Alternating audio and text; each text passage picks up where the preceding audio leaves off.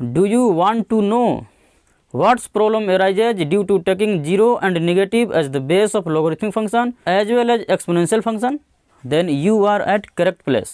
आखिर log function को 0 और नेगेटिव बेस से क्या प्रॉब्लम है भाई? सोचिए, जेई एडवांस में इसी कंसेप्ट के ऊपर डायरेक्ट क्वेश्चन पूछा हुआ है। तो इसका मतलब कि अगर हमें इस ए के बारे में कुछ भी जानना हो तो हमें पकड़ना पड़ेगा इस एक्सपोनेंशियल फंक्शन के गर्दन को।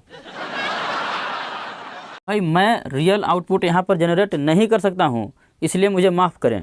हम लोग यहाँ समस्या के सॉल्यूशन पर नहीं गए, हम लोगों ने यहाँ समस्या को ही ख़त्म कर दिया। इसका जन्म हुआ है एक्सपोनेंशियल फंक्शन से, तो हुआ नहीं है भगवान।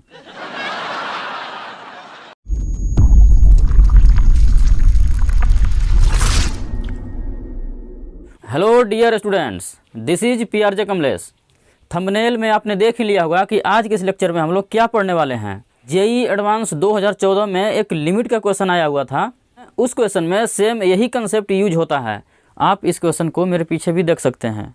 वैसे तो ये लिमिट का क्वेश्चन बहुत ही ईजी है, लेकिन अगर आप निगेटिव बेस वाला कंसेप्ट अगर आप इस क्वेश्चन में नहीं लगाए तो इस क्वेश्चन का करेक्ट आंसर देना आपके लिए इम्पॉसिबल होगा। सोचिए, जेई एडवांस में इसी कंसेप्ट के ऊपर डायरेक्ट क्वेश्चन पूछा हुआ है। सोचिए कितना इंटरेस्टिंग है ना इंटरेस्टिंग? वरना ये क्वेश्चन तो बहुत ही ईजी है। तो चलिए सबसे पहले हम लोग कंसेप्ट देख लेते हैं। लेकिन इस क्वेश्चन को डिस्कस मैं अभी नहीं, थोड़ी देर बाद में करूँगा। तब तक इस वीडियो में आप लोग अंत तक बने रहें। तो चलिए शुरू करते हैं।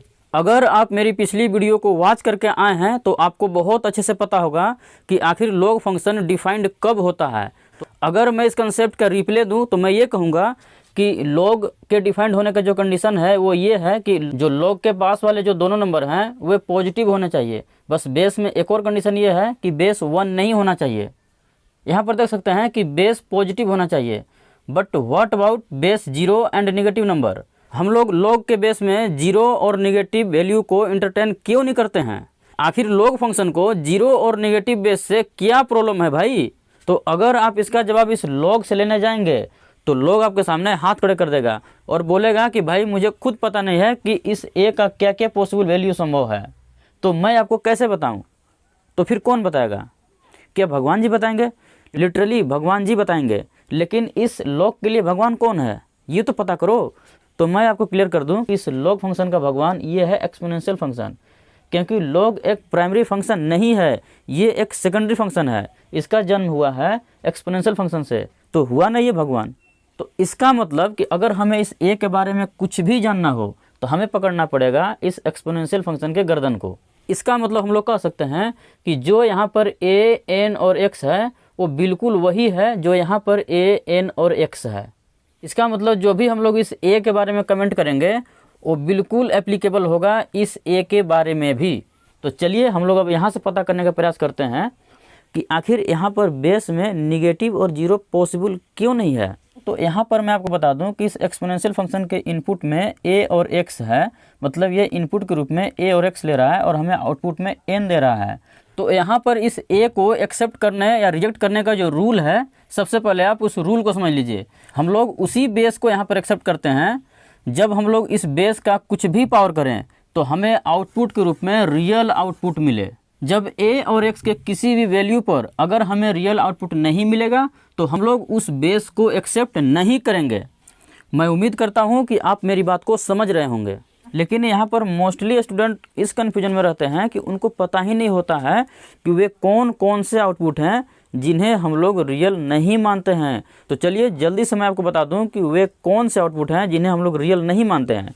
इसमें पहला है निगेटिव नंबर का पावर ऑड वन इवन। जब भी हम लोग नेगेटिव नंबर का पावर ऑड वन इवन देख लेंगे तो हम लोग साफ कह देंगे कि भाई ये रियल नंबर नहीं है। और दूसरा होता है कि 0 का पावर निगेटिव। जिस दिन 0 का पावर निगेटिव होगा उसका आउटपुट होता है 1/0 और 1/0 का आउटपुट होता है इन्फिनिटी। और इन्फिनिटी अपने आप में एक रियल क्वांटिटी नहीं है, मतलब इसे भी हम लोग रियल आउटपुट नहीं मानेंगे। और इसमें भी एक होता है 0 का पावर 0। 0 का पावर 0 माना गया है अनडिफाइंड, और अनडिफाइंड क्वांटिटी को भी हम लोग रियल एज्यूम नहीं करते हैं। तो चलिए सबसे पहले मैं यहाँ पर निगेटिव बेस ले करके आपके सामने मैं एक एक्सपेरिमेंट कर रहा हूँ और मैं आपको बताने का प्रयास करूँगा कि आखिर निगेटिव बेस नहीं लेने के पीछे क्या कारण है। जैसा कि आप इस टेबल में देख सकते हैं कि यहाँ पर मैंने बेस को -3 ले रखा है हर बार, और यहाँ पर इस पावर x को मैंने डिफरेंट वैल्यू से वेरी कराने का ही प्रयास किया है। ताकि इस निगेटिव बेस का बिहेवियर हमें पता चल सके। चलिए अब हम लोग इसको बारी बारी से सोल्व करके देखते हैं कि किस किस पर हमें रियल आउटपुट मिलता है और किस किस पर हमें रियल आउटपुट नहीं मिलता है। तो यहाँ पर आप देख सकते हैं कि -3 के पावर 0 करने पर मुझे 1 मिला जो कि रियल है, तो ये से हम लोग एक्सेप्ट करेंगे। -3 के पावर 1 करने पर -3 आएगा जो कि रियल नंबर है, मुझे कोई दिक्कत नहीं है। -3 के पावर जब 4 किए तो 81 आया, रियल नंबर, कोई दिक्कत नहीं हुआ। -3 के पावर -1 करने पर मुझे मिला -1/3 जो कि रियल है, तो इस पर हमें कोई दिक्कत नहीं हुआ। उसी तरह -3 के पावर जब -3 किए तो मुझे मिला -1/27 जो कि एक रियल नंबर है, तो मुझे यहाँ तक कोई दिक्कत नहीं हुआ। लेकिन जैसे ही हम लोग यहाँ पर किए -3 के पावर 1/2, -3 का पावर 1/2 का मतलब हुआ कि निगेटिव नंबर का पावर ऑड अपॉन इवन। और थोड़ी देर पहले हमने देखा था कि निगेटिव नंबर का पावर ऑड अपॉन इवन एक रियल नंबर नहीं होता है, मतलब इसे हम लोग रियल नंबर एज्यूम नहीं करते हैं, तो इसका मतलब कि ये एक रियल नंबर नहीं है। उसी तरह यहाँ पर देख सकते हैं कि -3 के पावर 3/4 यहाँ भी ऑड अपॉन इवन है, तो ये भी एक रियल नंबर नहीं है। तो जब ये रियल नंबर आउटपुट में नहीं दे पाया, और हमने थोड़ी देर पहले यहाँ भी देखा था कि हम लोग उसी ए और एक्स को एक्सेप्ट करेंगे जिस पर मुझे आउटपुट में रियल आउटपुट मिले, लेकिन यहाँ पर हमने देखा कि यहाँ पर तो मुझे रियल आउटपुट मिला ही नहीं। इसीलिए हम लोग निगेटिव नंबर को एज ए बेस एक्सेप्ट नहीं करते हैं, ना तो एक्सपोनेंशियल के बेस में ना ही लॉगरिथमिक के बेस में, क्योंकि जो यहाँ पर ए है वही ए यहाँ पर है। तो जब हम लोग इस ए को निगेटिव एक्सेप्ट नहीं कर पा रहे हैं तो यहाँ पर हम लोग लॉग के बेस में भी निगेटिव एक्सेप्ट नहीं करेंगे। आई होप कि आपको बात समझ में आया होगा। लेकिन यहाँ पर एक क्वेश्चन आप लोगों के दिमाग में ये उठ सकता है कि सर यहाँ पर निगेटिव का बहुत सारा पावर पर तो हमें रियल आउटपुट मिल रहा था, सिर्फ यहाँ निगेटिव का पावर ऑड अपॉन इवन पर ही तो रियल नंबर नहीं मिला आउटपुट में। सिर्फ इसी के चलते हम लोग निगेटिव बेस को रिजेक्ट क्यों कर दिए? तो मैं आपको बता दूं कि यहाँ पर निगेटिव बेस के साथ वही होता है जो आपके साथ रियल लाइफ में होता है, क्योंकि आप अपनी ज़िंदगी में चाहे 1000 सही काम कर लें, लेकिन आपकी एक गलती आपकी ज़िंदगी को बर्बाद कर सकती है।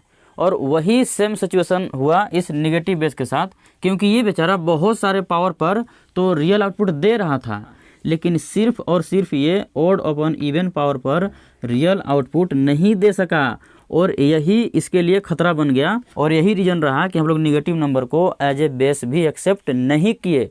आई होप कि अब आप मेरी बात को समझ गए होंगे। अगर हम लोग यहाँ पर निगेटिव बेस को एक्सेप्ट करने जाएंगे तो बाकायदा हम लोग को ये बताना पड़ेगा कि हमें कौन कौन से पावर लेना पड़ेगा और कौन कौन से पावर नहीं लेना पड़ेगा। कहने का मतलब ये हुआ कि हमें बहुत पावर पर किंतु परंतु करना पड़ेगा कि ये पावर मत लेना, वो पावर मत लेना। इसीलिए हम लोग इस कन्फ्यूजन को दूर करने के लिए निगेटिव बेस को लेना ही छोड़ दिया। हम लोग यहाँ समस्या के सॉल्यूशन पर नहीं गए, हम लोगों ने यहाँ समस्या को ही ख़त्म कर दिया। तो चलिए अब समय आ चुका है उस क्वेश्चन के ऊपर डिस्कशन जो जेईई एडवांस 2014 में पूछा गया था। इसको मैंने प्रॉपर सोल्व कर चुका हूँ, लेकिन आपको अभी सॉल्यूशन पर ध्यान नहीं देना है। आज का कंसेप्ट इस क्वेश्चन में यूज कैसे हुआ है सिर्फ मैं आपको वही बताने जा रहा हूँ इसमें।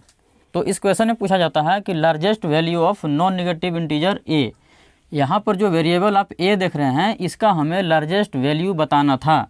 तो जब इस क्वेश्चन को सोल्व किया गया था तो यहाँ पर ए का 2 वैल्यू निकल के आया था, जिसमें कि एक था a = 0 और a = 2।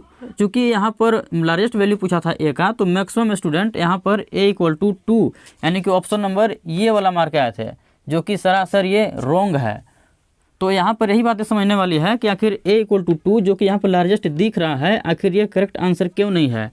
अगर हम लोग यहाँ पर ध्यान दें इस वाले लाइन पर, तो हम लोग देखते हैं कि यहाँ पर -a+1 का स्क्वायर है, मतलब यहाँ पर ये एक्सपोनेंशियल फंक्शन है। जब हम लोग यहाँ पर a = 0 पुट करेंगे तो हमें मिलेगा -0+1 यानी कि 1 का पावर 2।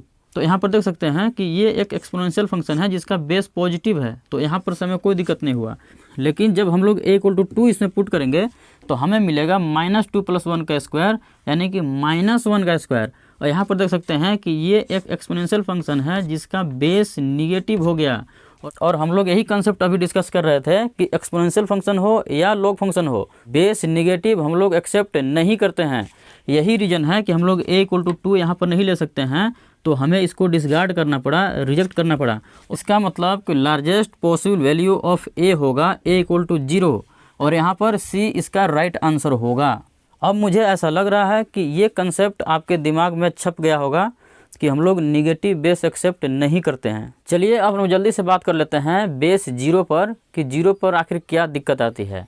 तो अगर हम लोग यहाँ पर देखें तो जब हम 0 का पावर 1/2, 1 और 4 जब किए तो हमें आउटपुट में मिला 000 जो कि एक रियल नंबर है।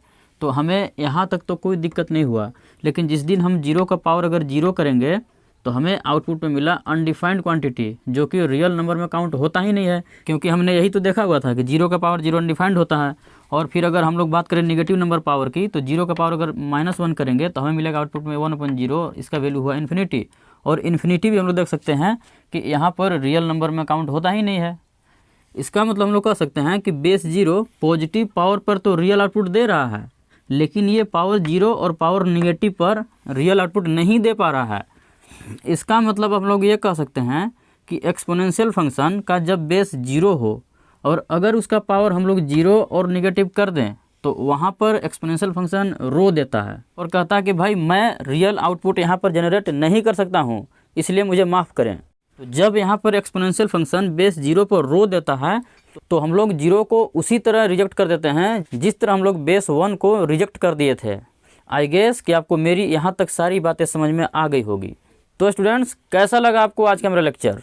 अगर ये लेक्चर आपको मेरा पसंद आया है तो इस वीडियो को लाइक कर दें और इस वीडियो को अपने फ्रेंड सर्कल में शेयर भी कर दें। Thank you. जय हिंद।